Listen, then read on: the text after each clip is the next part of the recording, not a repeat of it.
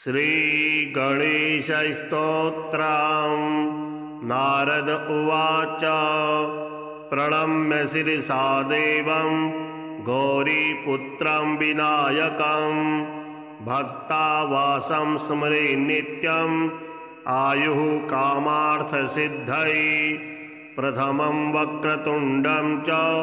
एकदन्तं द्वितीयकं तृतीयं कृष्णपिङ्गाक्षं गजवक्त्रं चतुर्थकं लम्बोदरं पंचमं च षष्ठं विकटमेव च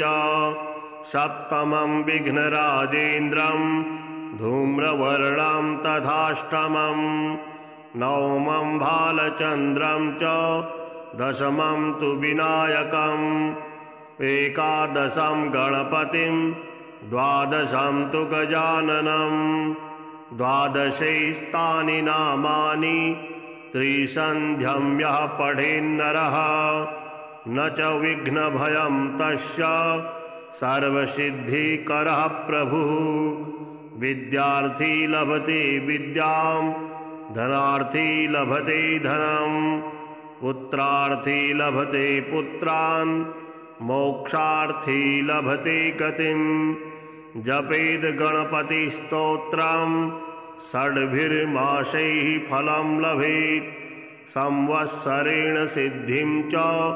लभते नात्र संशयः। अष्टभ्यो ब्राह्मणेभ्यश्च लिखित्वा यः समर्पयेत् तस्य विद्या भवेत् सर्वा गणेशस्य प्रसादतः। श्रीहरिस्तोत्रम्। गोविन्दं गोकुलानन्दं गोपालं गोपीवल्लभं गोवर्धनोधरं धीरं तं वन्दे गोमतीप्रियं। नारायणं निराकारं नरवीरं नरोत्तमं नृसिंहं नागनाथं च तं वन्दे नरकान्तकं। पीताम्बरं पद्मनाभं पद्माक्षं पुरुषोत्तमं पवित्रं परमानन्दं तं वन्दे परमेश्वरं। राघवं रामचन्द्रं च रावणारिं रमापतिं राजीवलोचनं रामं तं वन्दे रघुनन्दनं। वामनं विश्वरूपं च वासुदेवं च विठ्ठलं विश्वेश्वरं विभुं व्यासं तं वन्दे वेदवल्लभं। दामोदरं दिव्यसिंहं दयालुं दीननायकं दैत्यारिं देवदेवेशं तं वन्दे देवकीसुतं। मुरारिं माधवं वत्सं मुकुन्दं मुष्टिमर्दनं मुञ्जकेशं महाबाहुं तं वन्दे मधुसूदनं। केशवं कमलाकान्तं कामेशं कौस्तुभप्रियं कौमोदकीधरं कृष्णं तं वन्दे कौरवान्तकं। भूधरं भुवनानन्दं भूतेशं भूतनायकं भावनैकं भुजङ्गेशं तं वन्दे भवनाशनं। जनार्दनं जगन्नाथं जगज्जाड्यविनाशकं जमदग्निं परं ज्योतिस्तं वन्दे जलशायिनं। चतुर्भुजं चिदानन्दं मल्लचारुणमर्दनं चराचरगुरुं देवं तं वन्दे चक्रपाणिनं। श्रियः करं श्रियोनाथं श्रीधरं श्रीवरप्रदं श्रीवत्सलधरं सौम्यं तं वन्दे श्रीसुरेश्वरं। योगीश्वरं यज्ञपतिं यशोदानन्ददायकं यमुनाजलकल्लोलं तं वन्दे यदुनायकं। शालिग्रामशिल्लशुद्धं शङ्खचक्रोपशोभितं सुरासुरैः सदा सेव्यं तं वन्दे साधुवल्लभं। त्रिविक्रमं तपोमूर्तिं त्रिविधघोघनाशनं त्रिस्थलं तीर्थराजेन्द्रं तं वन्दे तुलसीप्रियम् अनन्तमादिपुरुषम् अच्युतं च वरप्रदम् आनन्दं च सदानन्दं तं वन्दे चाघनाशनं लीलया धृतभूभारं लोकसत्त्वैकवन्दितं लोकेश्वरं च श्रीकान्तं तं वन्दे लक्ष्मणप्रियं हरिं च हरिणाक्षं च हरिनाथं हरप्रियं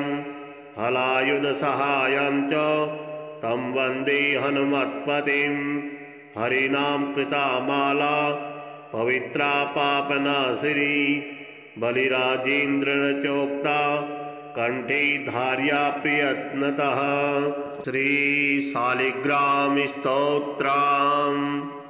ओम अस्य श्री शालिग्राम स्तोत्र मंत्रस्य श्री भगवान ऋषिः नारायणो देवता अनुष्टुप छन्दः श्री शालिग्राम स्तोत्र मंत्र जपे विनियोगः। युधिष्ठिर्वाच श्री देवदेव देवेश देवतार्चनमुत्तमं तत्सर्वं श्रोतुमिच्छामि ब्रूहि मे पुरुषोत्तमा। श्री भगवानुवाच गण्डक्यां चोत्तरे तीरे गिरिराजस्य दक्षिणे 10 योजन विस्तीर्णा महाक्षेत्रवसुन्धरा शालग्रामो भवेद्देशो देवी द्वारावती भवेत् उभयो संगमो यत्र मुक्तिस्तत्र न संशयः शालग्रामशिला यत्र यत्र द्वारावती शिला उभयो संगमो यत्र मुक्तिस्तत्र न संशयः आजन्मकृत पापानां प्रायश्चित्तं य इच्छति शालग्रामशिलावारी पापहारी नमोस्तुते अकाल मृत्युहरणं सर्वव्याधिविनाशनं विष्णोः पादोदकं पीत्वा शिरसा धारयाम्यहं शङ्खमध्ये स्थितं तोयं भ्रामितां केशवोपरि अंगलग्नं मनुष्याणां ब्रह्महत्यादिकं दहेत् स्नानोदकं पिबेत् नित्यं चक्राङ्कितशिलोद्भवं प्रक्षालशुद्धं तत्तोयं ब्रह्महत्यां व्यपोहति अग्न्यष्टोमसहस्राणि वाचपेयशतानि च सम्यक् फलमवाप्नोति विष्णोर्नैवेद्यभक्षणात् नैवेद्ययुक्तां तुलसीं च मिश्रितां विशेषतः पादजलेन विष्णोः योष्णाति नित्यं पुरतो मुरारे प्राप्नोति यज्ञायुधकोटिपुण्यं खण्डिताः स्फुटिता भिन्ना वह्निदग्धास्तथैव च शालग्रामशिला यत्र तत्र दोषो न विद्यते न मन्त्रः पूजनं नैव न तीर्थं न च भावना न स्तुतिर्नोपचारश्च शालग्रामशिलार्चने ब्रह्महत्यादिकं पापं मनोवाक्कायसम्भवं शीघ्रं नश्यति तत्सर्वं शालग्रामशिलार्चनात् नानावर्णमयं चैव नानाभोगेन वेष्टितं तथा वरप्रसादेन लक्ष्मीकान्तं वदाम्यहं नारायणोद्भवो देवश्चक्रमध्ये च कर्मणा तथा वरप्रसादेन लक्ष्मीकान्तं वदाम्यहं कृष्णे शिलातले यत्र सूक्ष्मं चक्रं न दृश्यते सौभाग्यं सन्ततिं धत्ते सर्वसौख्यं ददाति च वासुदेवस्य चिह्नानि दृष्ट्वा पापैः प्रमुच्यते श्रीधरः सुकरे वामे हरिवर्णस्तु दृश्यते वाराहरूपिणं देवं कूर्माङ्गैरपि चिह्नितं गोपदं तत्र दृश्येत वाराहं वामनं तथा पीतवर्णं तु ग्रीवाणां रक्तवर्णं भयावहं नारसिंहो भवेद्देवो मोक्षदं च प्रकीर्तितां शङ्खचक्रगदा कूर्मा शङ्खो यत्र प्रदिश्यते शङ्खवर्णस्य देवानां वामे देवस्य लक्षणं दामोदरं तथा स्थूलं मध्ये चक्रं प्रतिष्ठितं पूर्णद्वारेण संकीर्णा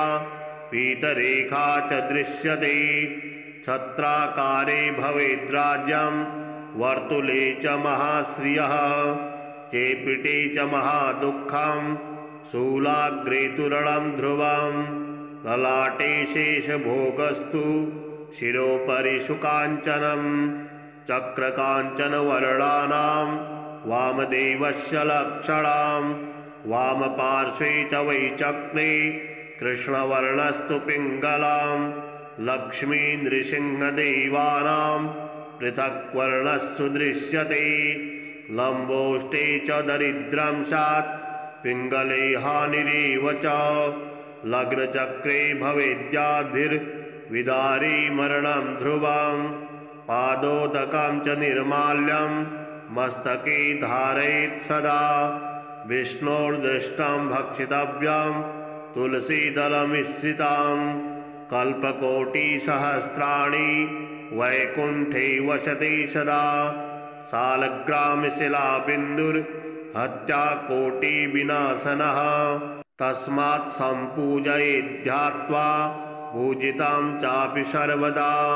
सालग्रामशिलास्तोत्रं यः पठेच्च द्विजोत्तमः स गच्छेत् परमं स्थानं यत्र लोकेश्वरो हरिः सर्वपापविनिर्मुक्तो विष्णुलोकं स गच्छति दशावतारो देवानां पृथग्वर्णस्सु दृश्यते ईप्सितं लभते राज्यं विष्णुपूजामनुक्रमात् कोट्यो हि ब्रह्महत्यानां गम्यागम्यकोटयः ताः सर्वा नाशमायान्ति विष्णुनैवेद्यभक्षणात् विष्णोः पादोदकं पीत्वा कोटिजन्माघनाशनं तस्माद्दष्टगुणं पापं भूमौ बिन्दुनिपातनात् श्रीसत्यनारायणस्तोत्रम् ध्यायेत् सत्यं गुणातीतं गुणत्रयसमन्वितं लोकनाथं त्रिलोकेशं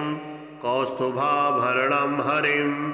नीलवर्णं पीतवस्त्रं श्रीवत्सपदभूषितं गोविन्दं गोकुलानन्दं ब्रह्माद्यैरपि पूजितं सत्यनारायणं देवं वन्देऽहं कामदं प्रभुं लीलया विततं विश्वं येन तस्मै नमो नमः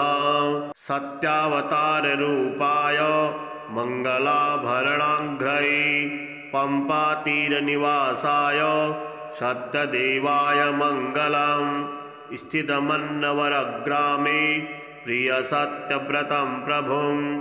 स्मरामि वरदातारं सत्यदेवाय मङ्गलं द्वारे कनकदुर्गाते वनदुर्गगिरिस्थिता रामस्तु व्रतशालायां सत्यदेवाय मङ्गलं सत्यनारायणायास्तु सेव्यमानाय निर्जरैः कलिकल्मषनाशाय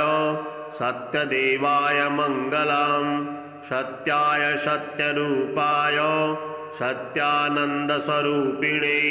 हरिहरस्वरूपाय सत्यदेवाय मङ्गलम् अनन्तपद्मनाभाय माङ्गल्यगुणशालिने सेव्यायानन्तलक्ष्म्या च सत्यरूपाय मङ्गलम्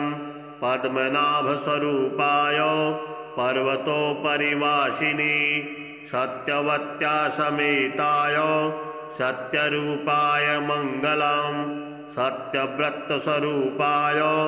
व्रताचरणमोदिने नित्यव्रतस्वरूपाय सत्यरूपाय मङ्गलम् अभीष्टसिद्धिदात्री च सर्वसद्गुणरूपिणी आश्रितावनदक्षाय सत्यरूपाय मङ्गलम्। श्रीगणेशस्तोत्रम्। नारद उवाच प्रणम्य शिरसा देवं गौरीपुत्रं विनायकं भक्तावासं स्मरे नित्यम् आयुः कामार्थसिद्धये प्रथमं वक्रतुण्डं च एकदन्तं द्वितीयकं तृतीयं कृष्णपिङ्गाक्षं गजवक्त्रं चतुर्थकं लम्बोदरं पञ्चमं च षष्ठं विकटमेव च सप्तमं विघ्नराजेन्द्रं धूम्रवर्णं तथाष्टमं नवमं भालचन्द्रं च दशमं तु विनायकम् एकादशं गणपतिं द्वादशं तु गजाननं द्वादशैस्तानि नामानि त्रिसन्ध्यं यः पठेन्नरः न च विघ्नभयं तस्य सर्वसिद्धिकरः प्रभुः विद्यार्थी लभते विद्यां धनार्थी लभते धनं पुत्रार्थी लभते पुत्रान् मोक्षार्थी लभते गतिं जपेद गणपतिस्तोत्रं षड्भिर्मासैः फलं लभेत् संवत्सरेण सिद्धिं च लभते नात्र संशयः अष्टभ्यो ब्राह्मणेभ्यश्च लिखित्वा यः समर्पयेत् तस्य विद्या भवेत् सर्वा गणेशस्य प्रसादतः। श्रीहरिस्तोत्रम्। गोविन्दं गोकुलानन्दं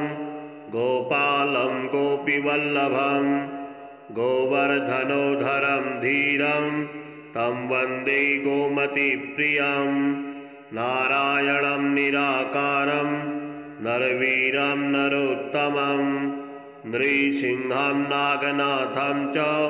तं वन्दे नरकान्तकं पीताम्बरं पद्मनाभं पद्माक्षं पुरुषोत्तमं पवित्रं परमानन्दं तं वन्दे परमेश्वरं राघवं रामचन्द्रं च रावणारिं रमापतिं राजीवलोचनं रामं तं वन्दे रघुनन्दनं वामनं विश्वरूपं च वासुदेवं च विठ्ठलं विश्वेश्वरं विभुं व्यासं तं वन्दे वेदवल्लभं दामोदरं दिव्यसिंहं दयालुं दीननायकं दैत्यारिं देवदेवेशं तं वन्दे देवकीसुतं मुरारिं माधवं वत्सं मुकुन्दं मुष्टिमर्दनं मुञ्जकेशं महाबाहुं तं वन्दे मधुसूदनं केशवं कमलाकान्तं कामेशं कौस्तुभप्रियं कौमोदकीधरं कृष्णं तं वन्दे कौरवान्तकं भूधरं भुवनानन्दं भूतेशं भूतनायकं भावनैकं भुजङ्गेशं तं वन्दे भवनाशनं जनार्दनं जगन्नाथं जगज्जाड्यविनाशकं जमदग्निं परं ज्योतिस्तं वन्दे जलशायिनं चतुर्भुजं चिदानन्दं मल्लचारुणमर्दनं चराचरगुरुं देवं तं वन्दे चक्रपाणिनं श्रियः करं श्रियोनाथं श्रीधरं श्रीवरप्रदं श्रीवत्सलधरं सौम्यं तं वन्दे श्रीसुरेश्वरं योगीश्वरं यज्ञपतिं यशोदानन्ददायकं यमुनाजलकल्लोलं तं वन्दे यदुनायकं शालिग्रामशिल्लशुद्धं शङ्खचक्रोपशोभितं सुरासुरैः सदा सेव्यं तं वन्दे साधुवल्लभं त्रिविक्रमं तपोमूर्तिं त्रिविधघोघनाशनं त्रिस्थलं तीर्थराजेन्द्रं तं वन्दे तुलसीप्रियम् अनन्तमादिपुरुषम् अच्युतं च वरप्रदम्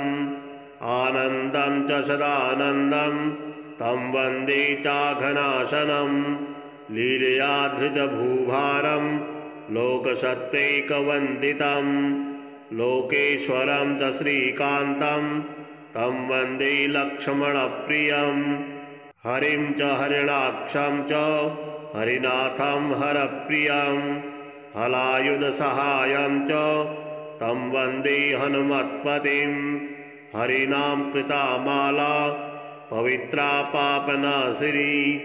बलिराजेन्द्रेण चोक्ता कंठे धार्या प्रयत्नतः। श्री शालिग्राम स्तोत्रम्। ओम अस्य श्री शालिग्राम स्तोत्र मंत्रस्य श्री भगवान ऋषिः नारायणो देवता अनुष्टुप छन्दः श्री शालिग्राम स्तोत्र मंत्र जपे विनियोगः।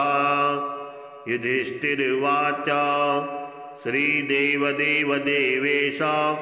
देवतार्चनमुत्तमं तत्सर्वं श्रोतुमिच्छामि ब्रूहि मे पुरुषोत्तमा। श्री भगवानुवाच गण्डक्यां चोत्तरे तीरे गिरिराजस्य दक्षिणे 10 योजन विस्तीर्णा महाक्षेत्रवसुन्धरा शालग्रामो भवेद्देशो देवी द्वारावती भवेत् उभयो संगमो यत्र मुक्तिस्तत्र न संशयः शालग्रामशिला यत्र यत्र द्वारावती शिला उभयो संगमो यत्र मुक्तिस्तत्र न संशयः आजन्मकृत पापानां प्रायश्चित्तं य इच्छति शालग्रामशिलावारी पापहारी नमोस्तुते अकाल मृत्युहरणं सर्वव्याधिविनाशनं विष्णोः पादोदकं पीत्वा शिरसा धारयाम्यहं शङ्खमध्ये स्थितं तोयं भ्रामितां केशवोपरि अंगलग्नं मनुष्याणां ब्रह्महत्यादिकं दहेत् स्नानोदकं पिबेत् नित्यं चक्राङ्कितशिलोद्भवं प्रक्षालशुद्धं तत्तोयं ब्रह्महत्यां व्यपोहति अग्न्यष्टोमसहस्राणि वाचपेयशतानि च सम्यक् फलमवाप्नोति विष्णोर्नैवेद्यभक्षणात् नैवेद्ययुक्तां तुलसीं च मिश्रितां विशेषतः पादजलेन विष्णोः योष्णाति नित्यं पुरतो मुरारे प्राप्नोति यज्ञायुधकोटिपुण्यं खण्डिताः स्फुटिता भिन्ना वह्निदग्धास्तथैव च शालग्रामशिला यत्र तत्र दोषो न विद्यते न मन्त्रः पूजनं नैव न तीर्थं न च भावना न स्तुतिर्नोपचारश्च शालग्रामशिलार्चने ब्रह्महत्यादिकं पापं मनोवाक्कायसम्भवं शीघ्रं नश्यति तत्सर्वं शालग्रामशिलार्चनात् नानावर्णमयं चैव नानाभोगेन वेष्टितं तथा वरप्रसादेन लक्ष्मीकान्तं वदाम्यहं नारायणोद्भवो देवश्चक्रमध्ये च कर्मणा तथा वरप्रसादेन लक्ष्मीकान्तं वदाम्यहं कृष्णे शिलातले यत्र सूक्ष्मं चक्रं न दृश्यते सौभाग्यं सन्ततिं धत्ते सर्वसौख्यं ददाति च वासुदेवस्य चिह्नानि दृष्ट्वा पापैः प्रमुच्यते श्रीधरः सूकरे वामे हरिवर्णस्तु दृश्यते वाराहरूपिणं देवं कूर्माङ्गैरविचिह्नितं गोपदं तत्र दृश्येत वाराहं वामनं तथा पीतवर्णं तु ग्रीवाणां रक्तवर्णं भयावहं नारसिंहो भवेद्देवो मोक्षदं च प्रकीर्तितं शङ्खचक्रगदा कूर्मा शङ्खो यत्र प्रदिश्यते शङ्खवर्णस्य देवानां वामे देवस्य लक्षणं दामोदरं तथा स्थूलं मध्ये चक्रं प्रतिष्ठितं पूर्णद्वारेण संकीर्णा पीतरेखा च दृश्यते छत्राकारे भवेद्राज्यं वर्तुले च महाश्रियः चेपिटे च महादुःखं शूलाग्रे तुरलं ध्रुवं ललाटे शेषभोगस्तु शिरोपरि शुकाञ्चनं चक्रकाञ्चनवर्णानां वामदेवस्य लक्षणां वामपार्श्वे च वैचक्रे कृष्णवर्णस्तु पिङ्गलां लक्ष्मी नृसिंहदेवानां पृथक्वर्णस्तु दृश्यते लम्बोष्टे च दरिद्रं स्यात् पिङ्गले हानिरेव च लग्नचक्रे भवेद्याधिर्विदारी मरणं ध्रुवं पादोदकं च निर्माल्यं मस्तके धारयेत् सदा विष्णोर्दृष्टं भक्षितव्यं तुलसीदलमिश्रितं कल्पकोटिसहस्राणि वैकुण्ठे वसते सदा सालग्रामशिलाबिन्दुर्हत्याकोटिविनाशनः तस्मात् सम्पूजयेद्ध्यात्वा पूजितं चापि सर्वदा सालग्रामशिलास्तोत्रं यः पठेच्च द्विजोत्तमः स गच्छेत् परमं स्थानं यत्र लोकेश्वरो हरिः सर्वपापविनिर्मुक्तो विष्णुलोकं स गच्छति दशावतारो देवानां पृथग्वर्णस्सु दृश्यते ईप्सितं लभते राज्यं विष्णुपूजामनुक्रमात् कोट्यो हि ब्रह्महत्यानां गम्यागम्यकोटयः ताः सर्वा नाशमायान्ति विष्णुनैवेद्यभक्षणात् विष्णोः पादोदकं पीत्वा कोटिजन्माघनाशनं तस्माद्दष्टगुणं पापं भूमौ बिन्दुनिपातनात् श्रीसत्यनारायणस्तोत्रम् ध्यायेत् सत्यं गुणातीतं गुणत्रयसमन्वितं लोकनाथं त्रिलोकेशं कौस्तुभाभरणं हरिं नीलवर्णं पीतवस्त्रं श्रीवत्सपदभूषितं गोविन्दं गोकुलानन्दं ब्रह्माद्यैरपि पूजितं सत्यनारायणं देवं वन्देऽहं कामदं प्रभुं लीलया विततं विश्वं येन तस्मै नमो नमः सत्यावताररूपाय मङ्गलाभरणाङ्घ्रै पम्पातीरनिवासाय सत्यदेवाय मङ्गलं स्थितमन्नवरग्रामे प्रियसत्यव्रतं प्रभुं स्मरामि वरदातारं सत्यदेवाय मङ्गलं द्वारे कनकदुर्गाते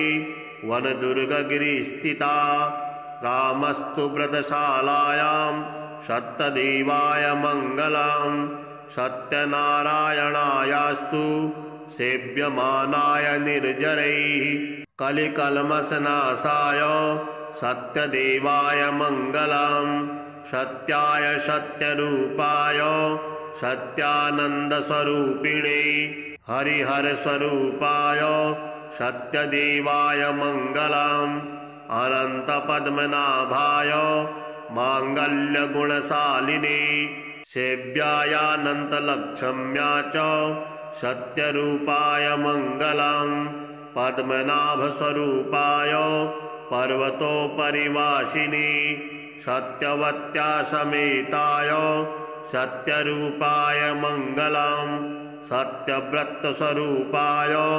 व्रताचरणमोदिने नित्यव्रतस्वरूपाय सत्यरूपाय मङ्गलम् अभीष्टसिद्धिदात्री च सर्वसद्गुणरूपिणी आश्रितावनदक्षाय सत्यरूपाय मङ्गलम् श्रीगणेशस्तोत्रम् नारद उवाच प्रणम्य शिरसा देवं गौरीपुत्रं विनायकं भक्तावासं स्मरे नित्यम् आयुः कामार्थसिद्धये प्रथमं वक्रतुण्डं च एकदन्तं द्वितीयकं तृतीयं कृष्णपिङ्गाक्षं गजवक्त्रं चतुर्थकं लम्बोदरं पञ्चमं च षष्ठं विकटमेव च सप्तमं विघ्नराजेन्द्रं धूम्रवर्णं तथाष्टमं नवमं भालचन्द्रं च दशमं तु विनायकम् एकादशं गणपतिं द्वादशं तु गजाननं द्वादशैस्तानि नामानि त्रिसन्ध्यं यः पठेन्नरः न च विघ्नभयं तस्य सर्वसिद्धिकरः प्रभुः विद्यार्थी लभते विद्यां धनार्थी लभते धनं पुत्रार्थी लभते पुत्रान् मोक्षार्थी लभते गतिं जपेद गणपतिस्तोत्रं षड्भिर्मासैः फलं लभेत् संवत्सरेण सिद्धिं च लभते नात्र संशयः अष्टभ्यो ब्राह्मणेभ्यश्च लिखित्वा यः समर्पयेत् तस्य विद्या भवेत् सर्वा गणेशस्य प्रसादतः। श्रीहरिस्तोत्रम् गोविन्दं गोकुलानन्दं गोपालं गोपीवल्लभं गोवर्धनोधरं धीरं तं वन्दे गोमतीप्रियं नारायणं निराकारं नरवीरं नरोत्तमं नृसिंहं नागनाथं च तं वन्दे नरकान्तकं पीताम्बरं पद्मनाभं पद्माक्षं पुरुषोत्तमं पवित्रं परमानन्दं तं वन्दे परमेश्वरं राघवं रामचन्द्रं च रावणारिं रमापतिं राजीवलोचनं रामं तं वन्दे रघुनन्दनं वामनं विश्वरूपं च वासुदेवं च विठ्ठलं विश्वेश्वरं विभुं व्यासं तं वन्दे वेदवल्लभं दामोदरं दिव्यसिंहं दयालुं दीननायकं दैत्यारिं देवदेवेशं तं वन्दे देवकीसुतं मुरारिं माधवं वत्सं मुकुन्दं मुष्टिमर्दनं मुञ्जकेशं महाबाहुं तं वन्दे मधुसूदनं केशवं कमलाकान्तं कामेशं कौस्तुभप्रियं कौमोदकीधरं कृष्णं तं वन्दे कौरवान्तकं भूधरं भुवनानन्दं भूतेशं भूतनायकं भावनैकं भुजङ्गेशं तं वन्दे भवनाशनं जनार्दनं जगन्नाथं जगज्जाड्यविनाशकं जमदग्निं परं ज्योतिस्तं वन्दे जलशायिनं चतुर्भुजं चिदानन्दं मल्लचारुणमर्दनं चराचरगुरुं देवं तं वन्दे चक्रपाणिनं श्रियः करं श्रियोनाथं श्रीधरं श्रीवरप्रदं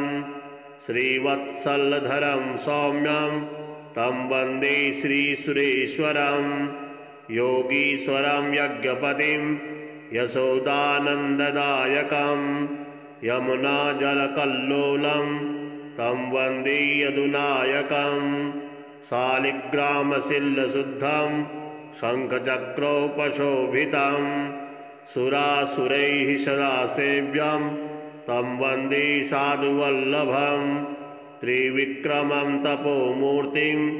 त्रिविधघोघनाशनं त्रिस्थलं तीर्थराजेन्द्रं तं वन्दे तुलसीप्रियम् अनन्तमादिपुरुषम् अच्युतं च वरप्रदम् आनन्दं च सदानन्दं तं वन्दे चाघनाशनं लीलया धृतभूभारं लोकसत्त्वैकवन्दितं लोकेश्वरं च श्रीकान्तं तं वन्दे लक्ष्मणप्रियं हरिं च हरिणाक्षं च हरिनाथं हरप्रियं हलायुधसहायं च तं वन्दे हनुमत्पतिं हरिनाम कृता माला पवित्रा पापनाशिनी बलिराजेन्द्रेण चोक्ता कंठे धार्या प्रयत्नतः। श्री शालिग्राम स्तोत्रम्। ओम अस्य श्री शालिग्राम स्तोत्र मंत्रस्य श्री भगवान ऋषिः नारायणो देवता अनुष्टुप छन्दः श्री शालिग्राम स्तोत्र मंत्र जपे विनियोगः। युधिष्ठिर्वाच श्री देवदेव देवेश देवतार्चनमुत्तमं तत्सर्वं श्रोतुमिच्छामि ब्रूहि मे पुरुषोत्तमा। श्री भगवानुवाच गण्डक्यां चोत्तरे तीरे गिरिराजस्य दक्षिणे 10 योजन विस्तीर्णा महाक्षेत्रवसुन्धरा शालग्रामो भवेद्देशो देवी द्वारावती भवेत् उभयो संगमो यत्र मुक्तिस्तत्र न संशयः शालग्रामशिला यत्र यत्र द्वारावती शिला उभयो संगमो यत्र मुक्तिस्तत्र न संशयः आजन्मकृत पापानां प्रायश्चित्तं य इच्छति शालग्रामशिलावारी पापहारी नमोस्तुते अकाल मृत्युहरणं सर्वव्याधिविनाशनं विष्णोः पादोदकं पीत्वा शिरसा धारयाम्यहं शङ्खमध्ये स्थितं तोयं भ्रामितां केशवोपरि अंगलग्नं मनुष्याणां ब्रह्महत्यादिकं दहेत् स्नानोदकं पिबेत् नित्यं चक्राङ्कितशिलोद्भवं प्रक्षालशुद्धं तत्तोयं ब्रह्महत्यां व्यपोहति अग्न्यष्टोमसहस्राणि वाचपेयशतानि च सम्यक् फलमवाप्नोति विष्णोर्नैवेद्यभक्षणात् नैवेद्ययुक्तां तुलसीं च मिश्रितां विशेषतः पादजलेन विष्णोः योष्णाति नित्यं पुरतो मुरारे प्राप्नोति यज्ञायुधकोटिपुण्यं खण्डिताः स्फुटिता भिन्ना वह्निदग्धास्तथैव च शालग्रामशिला यत्र तत्र दोषो न विद्यते न मन्त्रः पूजनं नैव न तीर्थं न च भावना न स्तुतिर्नोपचारश्च शालग्रामशिलार्चने ब्रह्महत्यादिकं पापं मनोवाक्कायसम्भवं शीघ्रं नश्यति तत्सर्वं शालग्रामशिलार्चनात् नानावर्णमयं चैव नानाभोगेन वेष्टितं तथा वरप्रसादेन लक्ष्मीकान्तं वदाम्यहं नारायणोद्भवो देवश्चक्रमध्ये च कर्मणा तथा वरप्रसादेन लक्ष्मीकान्तं वदाम्यहं कृष्णे शिलातले यत्र सूक्ष्मं चक्रं न दृश्यते सौभाग्यं सन्ततिं धत्ते सर्वसौख्यं ददाति च वासुदेवस्य चिह्नानि दृष्ट्वा पापैः प्रमुच्यते श्रीधरः सुकरे वामे हरिवर्णस्तु दृश्यते वाराहरूपिणं देवं कूर्माङ्गैरविचिह्नितं गोपदं तत्र दृश्येत वाराहं वामनं तथा पीतवर्णं तु ग्रीवाणां रक्तवर्णं भयावहं नारसिंहो भवेद्देवो मोक्षदं च प्रकीर्तितं शङ्खचक्रगदा कूर्मा शङ्खो यत्र प्रदिश्यते शङ्खवर्णस्य देवानां वामे देवस्य लक्षणं दामोदरं तथा स्थूलं मध्ये चक्रं प्रतिष्ठितं पूर्णद्वारेण संकीर्णा पीतरेखा च दृश्यते छत्राकारे भवेद्राज्यं वर्तुले च महाश्रियः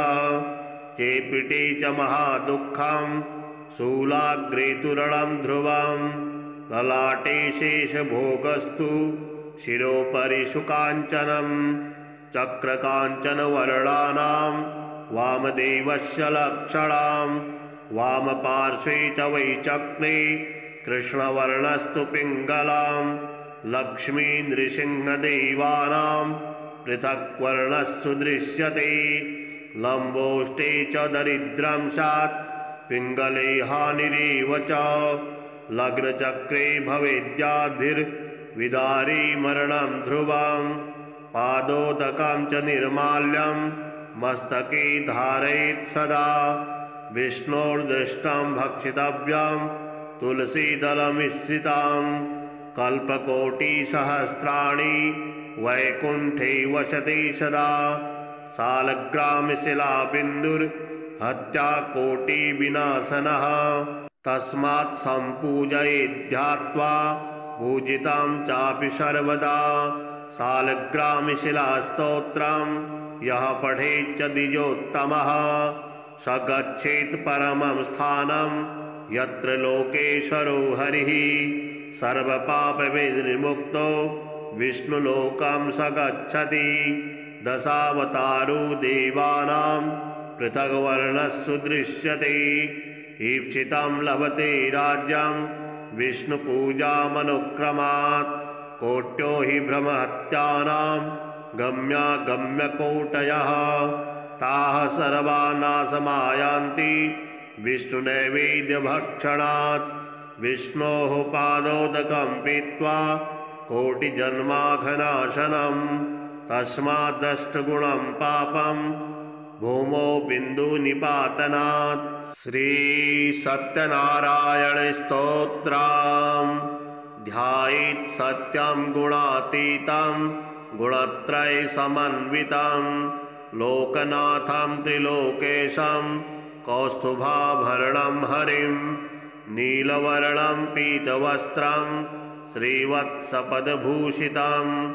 गोविन्दं गोकुलानन्दं ब्रह्माद्यैरपि पूजितं सत्यनारायणं देवं वन्देऽहं कामदं प्रभुं लीलया विततं विश्वं येन तस्मै नमो नमः सत्यावताररूपाय मङ्गलाभरणाङ्घ्रै पम्पातीरनिवासाय सत्यदेवाय मङ्गलं स्थितमन्नवरग्रामे प्रियसत्यव्रतं प्रभुं स्मरामि वरदातारं सत्यदेवाय मङ्गलं द्वारे कनकदुर्गाते वनदुर्गगिरिस्थिता रामस्तु व्रतशालायां सत्यदेवाय मङ्गलं सत्यनारायणायास्तु सेव्यमानाय निर्जरैः कलिकल्मषनाशाय सत्यदेवाय मङ्गलं सत्याय सत्यरूपाय सत्यानन्दस्वरूपिणे हरिहरस्वरूपाय सत्यदेवाय मङ्गलम् अनन्तपद्मनाभाय माङ्गल्यगुणशालिने सेव्यायानन्तलक्ष्म्या च सत्यरूपाय मङ्गलम् पद्मनाभस्वरूपाय पर्वतोपरिवासिने सत्यवत्या समेताय सत्यरूपाय मङ्गलम् सत्यव्रतस्वरूपाय व्रताचरणमोदिने नित्यव्रतस्वरूपाय सत्यरूपाय मङ्गलम् अभीष्टसिद्धिदात्री च सर्वसद्गुणरूपिणी आश्रितावनदक्षाय सत्यरूपाय मङ्गलम्।